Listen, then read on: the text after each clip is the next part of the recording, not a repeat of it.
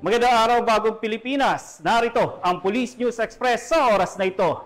Sa gitna ng hagupit na masamang panahon, patuloy pa rin ang paghahatid ng Bulacan PNP ng isang malawakang rescue operation sa mga residente ng apektadong lugar. Narito ang report ni Patrolwoman Per Cristarin Javier.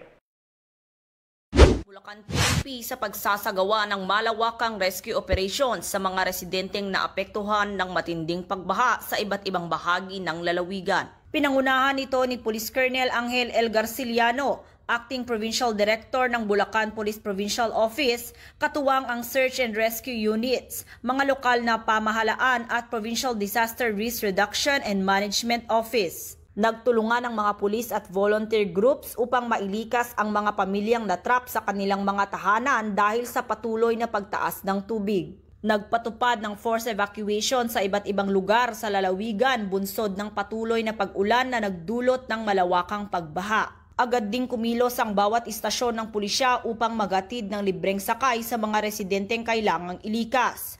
Gumamit ng mga police trucks, patrol vehicles at rubber boats upang ligtas na mailipat ang mga residente sa mga itinalagang evacuation centers. Bukod sa pagsagip sa mga nasalanta, naglunsad din ang kapulisan ng relief operations katuwang ang mga ahensya sa lugar. Ayon kay Police Colonel Garciliano, ang pangunahing layunin ng hanay ng kapulisan ay tiyakin ang kaligtasan ng bawat mamamayan.